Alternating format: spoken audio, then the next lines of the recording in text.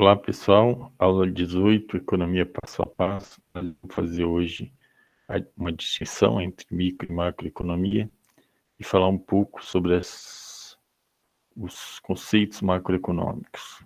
Deixa eu compartilhar aqui a tela.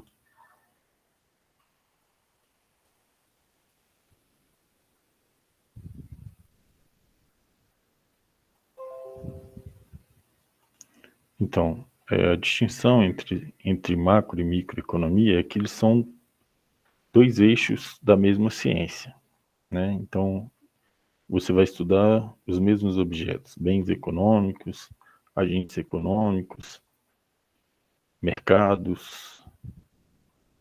O que diferencia um do outro é o nível de agregação. O que quer dizer isso? Quando você identificar um tipo de indústria, de setor da economia, de bem econômico, de firma, nós estamos falando de microeconomia. Então, se a gente estiver falando de mercado de a produção automobilística do país, isso é microeconomia. A produção, o preço do automóvel da Volkswagen, microeconomia. A produção de arroz, microeconomia. Quando eu trato da macroeconomia, o nível de agregação é tão alto que você não identifica nenhum setor da economia, nenhuma indústria, nenhuma firma, nem os produtos econômicos específicos, os bens e serviços econômicos. Vou te dar alguns termos macroeconômicos para você entender esse processo. Por exemplo, quando você fala de PIB, Produto Interno Bruto, você está se referindo à produção de todos os bens e serviços econômicos da economia num determinado período. Quando você fala de inflação, por exemplo, você está falando do aumento de preços da economia, mas você não está identificando se foi aumento do preço do tomate, preço do trator, da maçã, da aula de economia, do smartphone, dos computadores. Você está falando que houve um aumento em média dos preços na economia, correto? Então a diferença entre os dois é o nível de agregação. Quando você tem o nível mais agregado possível, você está falando de macroeconomia. Por exemplo, vamos definir alguns conceitos que aí você vai começar a sedimentar essa ideia. Inflação, por exemplo.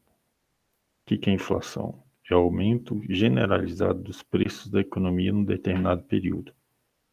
O governo, para medir a inflação, ela utiliza o índice de preços. Então, a inflação é o aumento generalizado dos preços. Existe um cálculo, uma cesta lá com 200 produtos aproximadamente, que é acompanhado mês a mês, e aí você tira uma média para saber se esses preços aumentaram ou diminuíram. Se houve um aumento generalizado dos preços de todos os produtos da economia, significa que você teve inflação.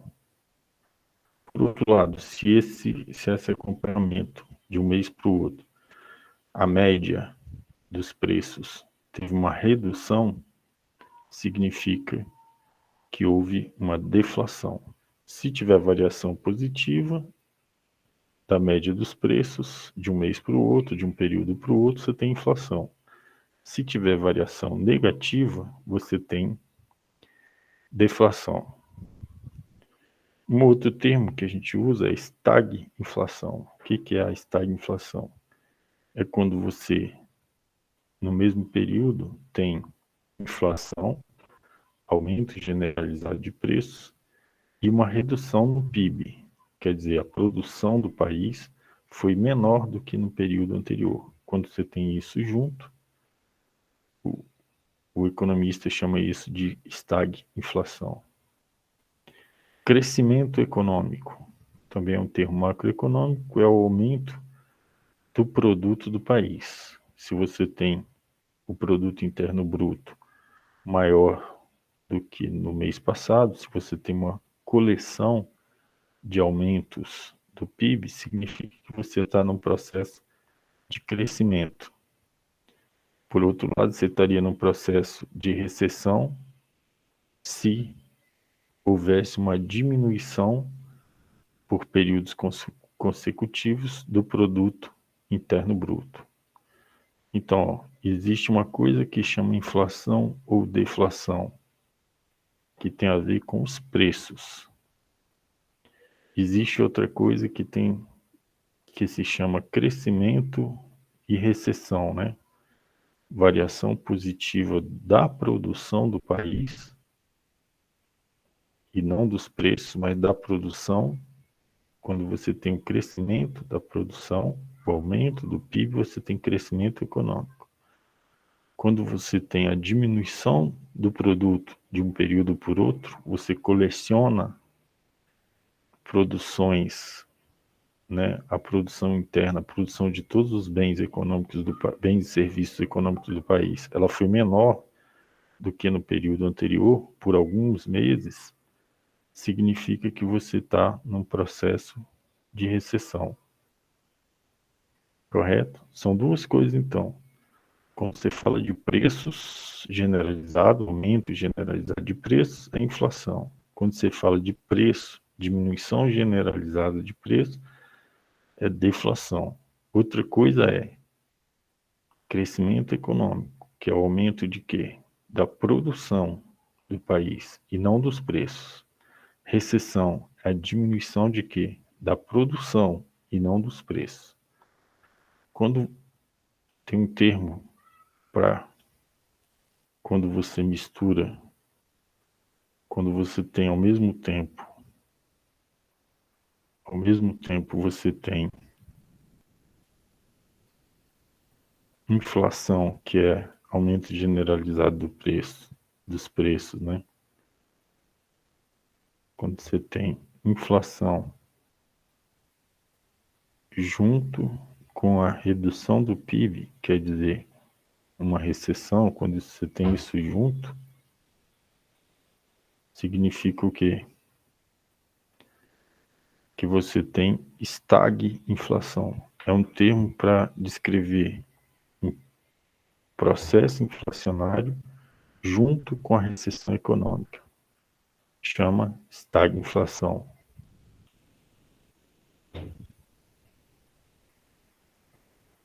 Beleza?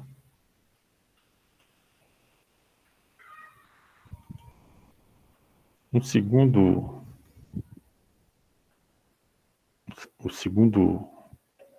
termo é o produto. Ele mede a atividade econômica de um país. De acordo com a macroeconomia, podemos mensurá-los de 4 formas: produto interno bruto, produto nacional bruto, produto nacional líquido ou produto interno líquido.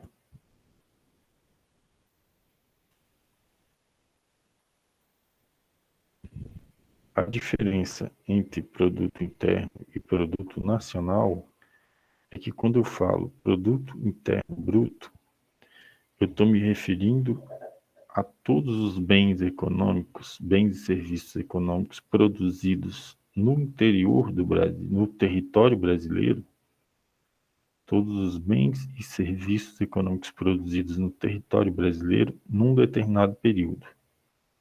Então, dentro da fronteira do Brasil, todos os bens econômicos que forem produzidos por empresas estrangeiras ou não, a gente inclui no produto interno bruto.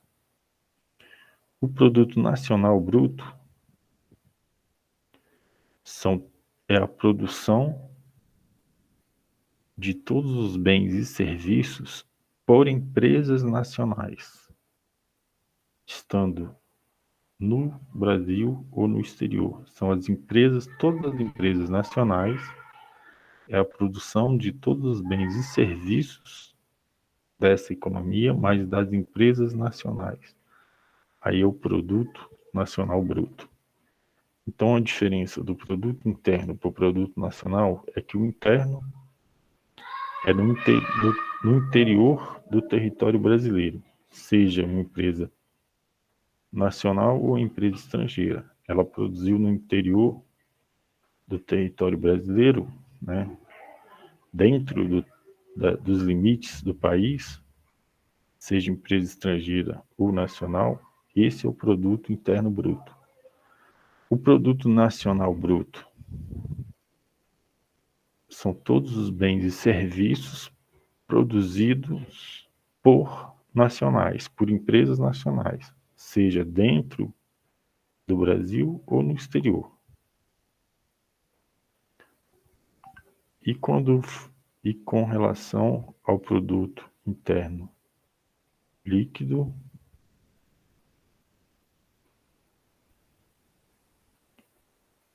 o produto nacional líquido, então você pega o produto interno, você pega o produto interno e desconta a depreciação de todos os bens.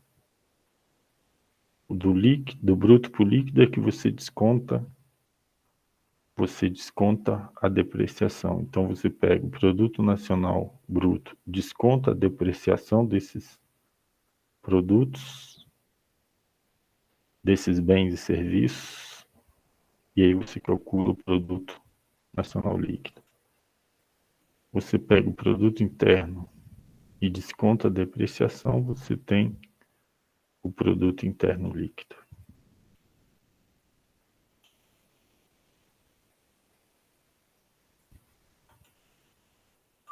Então, repetindo o que a gente falou, produto interno bruto representa a soma em unidades monetárias de todos os bens e serviços finais produzidos numa determinada região geográfica no país durante um período determinado.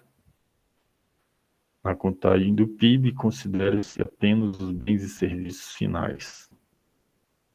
É porque, para evitar a dupla contagem, os bens intermediários que são utilizados para transformar outros bens, eles não são considerados. Só se conta os bens finais. O produto nacional bruto é a soma em unidades monetárias de todos os bens e serviços produzidos por nacionais, independentemente do território onde tenha sido produzido. A contagem do PNB também se considera apenas os bens finais da economia, quer dizer, aqueles bens que são utilizados durante a transformação, eles não são considerados. Só os bens finais para evitar a dupla contagem. E outra coisa importante que a definição traz é que ele é representado em dinheiro. São unidades monetárias. Né? Então, quando você tem o PIB, você não tem ele em toneladas ou em nada disso. Você transforma, né, a soma de todos os bens e serviços em unidades monetárias, com seus respectivos preços. Correto? Produto interno líquido, que é obtido da subtração das depreciações do produto interno bruto. Você subtrai a depreciação e obtém o produto interno líquido. O produto nacional líquido é a mesma coisa, é um agregado econômico que é obtido da subtração das depreciações do produto nacional. Aqui você tem algumas identidades macroeconômicas. Ó, você tem a primeira identidade macroeconômica, é que as poupanças, toda poupança é transformada em investimento, né? Poupança, investimento de um país é igual à poupança do país. Toda poupança do país será investida.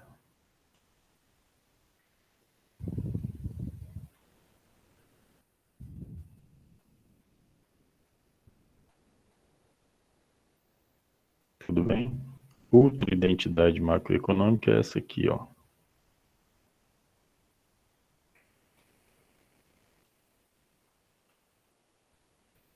A renda nacional é numericamente igual à despesa nacional, que é numericamente igual ao produto nacional.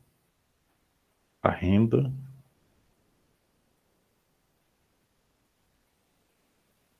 é numericamente igual ao produto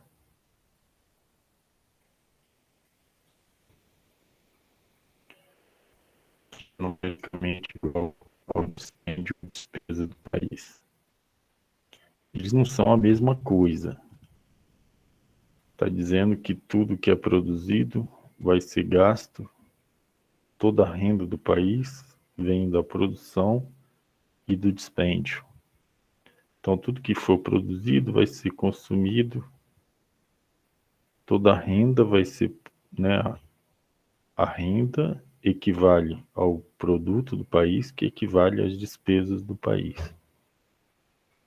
para a conta fechar.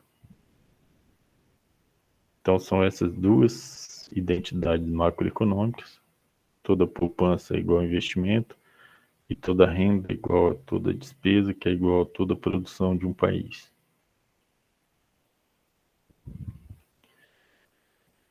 Uma outra coisa interessante é o que significa o investimento, né? O investimento,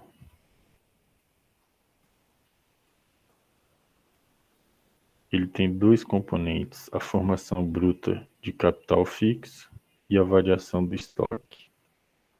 Formação bruta de capital fixo, variação de estoque.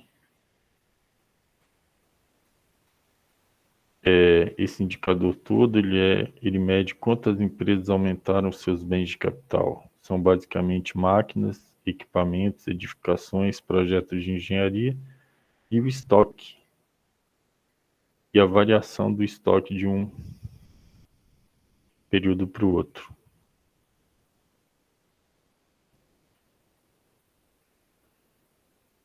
Então, o primeiro modelo é o modelo da demanda agregada. Ele diz o seguinte,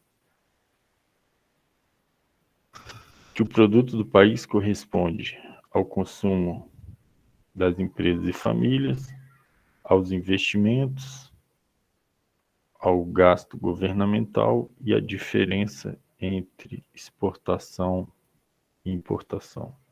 Então, a produção do país se dá pelo consumo das empresas e das famílias, mais os investimentos, mais os gastos governamentais, mais a diferença entre a exportação e a importação.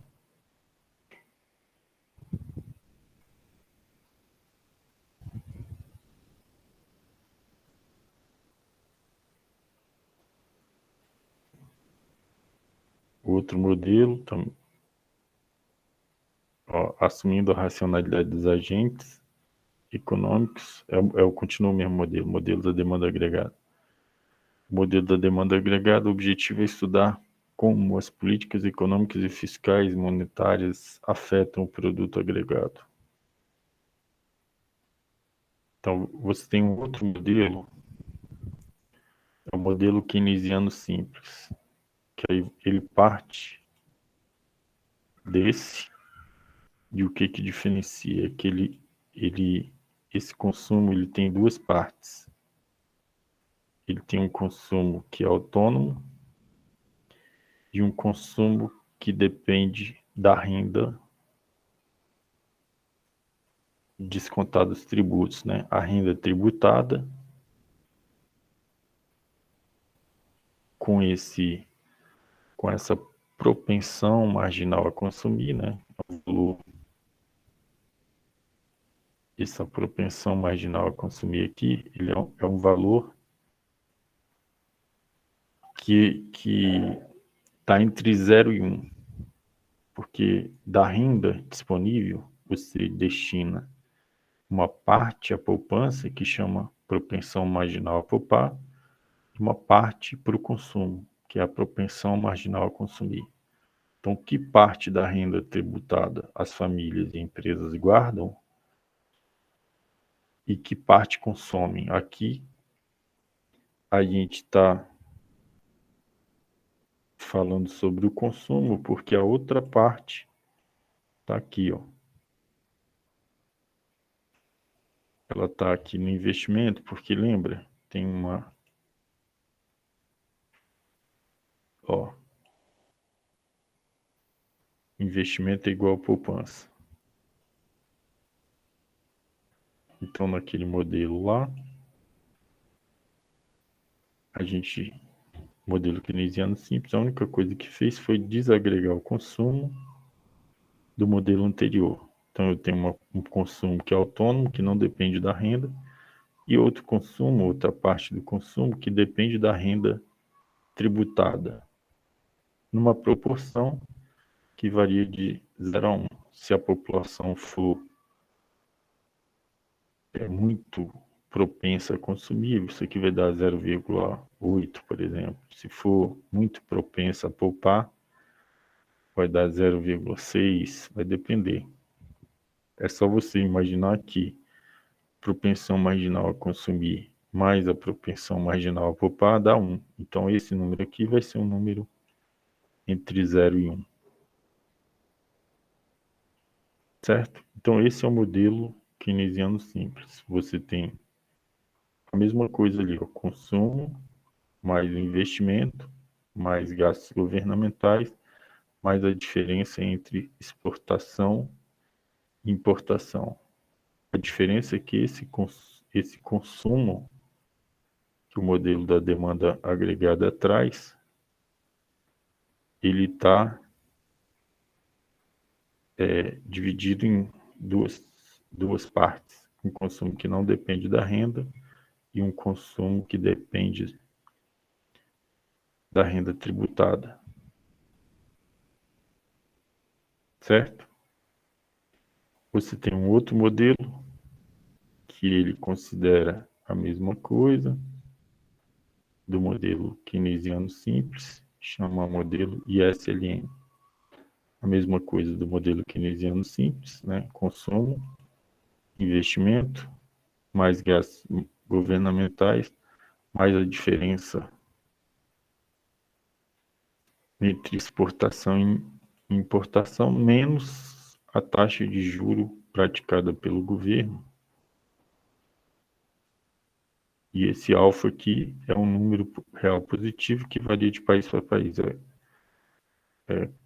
É um coeficiente da taxa de juros. Então, o produto é o consumo, só que desagregado desse jeito, mais investimento, mais gasto governamental, mais a diferença entre exportação e importação, menos um alfa taxa de juros. A taxa de juros influencia negativamente o produto. Quanto maior a taxa de juros, menor o produto. E é por isso que quando o presidente do Banco Central, né, quando o Banco Central, o Copom, decide aumentar a taxa de juros para combater a inflação, ela vai afetar aqui também e vai diminuir a produção se ela for muito alta, a depender do impacto que essa população aqui específica reage à taxa de juros, certo? Então, por isso que os críticos da taxa de juros, de aumentar indefinidamente a taxa de juros, é por quê? Porque, de um lado, ele combate a inflação com taxas cada vez mais altas, mas, do outro lado, ele diminui o PIB do país, a produção do país, no período seguinte, certo? Esse é o modelo ISLM.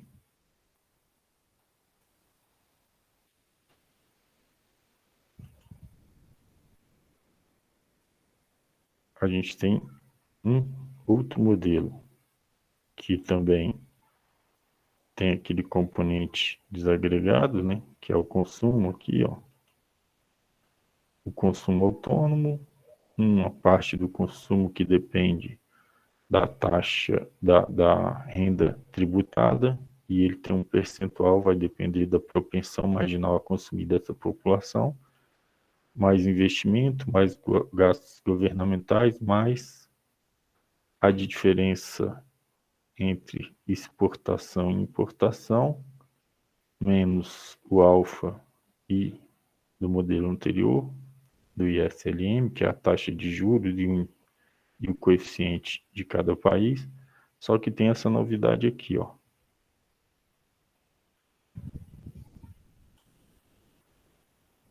A novidade é essa, que é a taxa de câmbio. Então, o produto interno bruto, né, o produto de uma nação é o consumo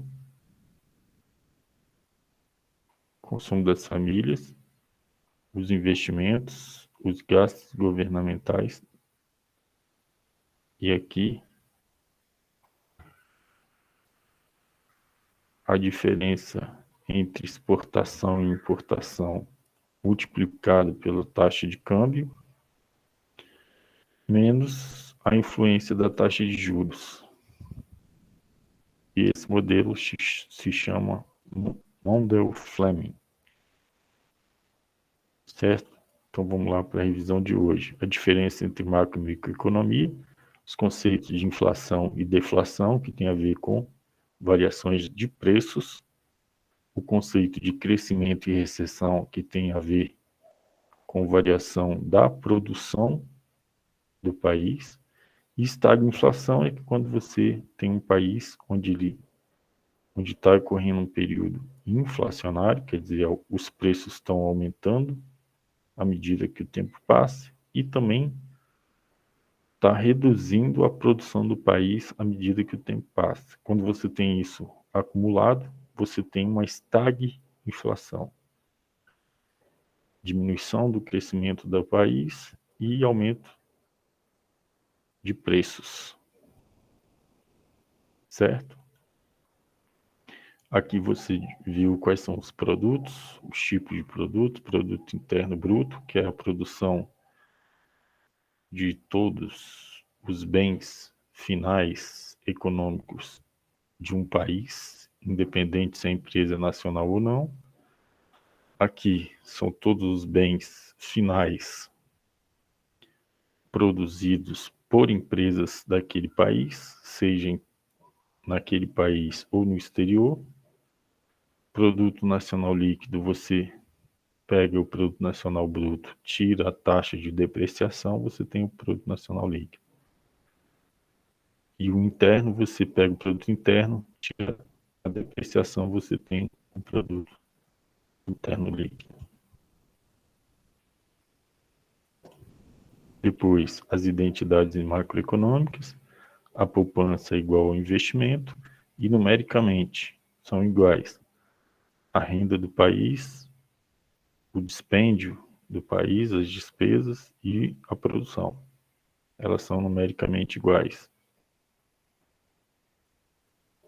Investimento tem dois componentes, tem a formação bruta de capital fixo, máquina, equipamentos e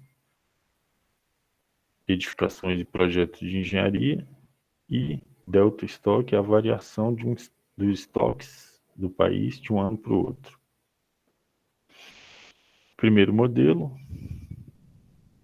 da demanda agregada, a renda, o PIB do país corresponde aos gastos, ao consumo das famílias e das empresas, os investimentos, os gastos governamentais e a diferença entre exportação e importação.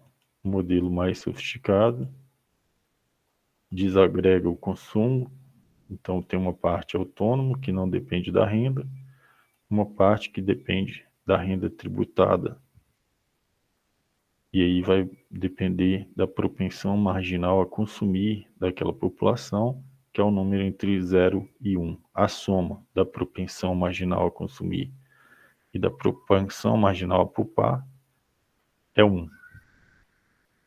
Mais investimento, mais gasto governamental, mais a diferença entre exportação e importação. Modelo keynesiano simples.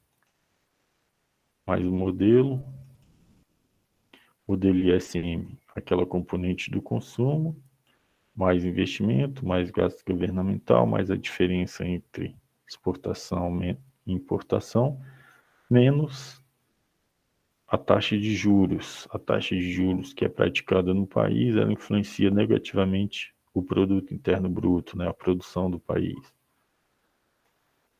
Esse alfa, cada país tem o seu, e é a sensibilidade que esse país, que esse povo, que essa nação tem às taxas de juros. E o último modelo que a gente viu, que é aquele componente do consumo autônomo, mais um consumo que depende da renda tributada, multiplicada pela propensão marginal a consumir daquela população, mais investimento, mais gasto governamental, mais a novidade desse modelo é esse Ezinho aqui, que é a taxa de câmbio, que multiplica a diferença entre exportação e importação, menos a taxa de juros com o alfa de cada país.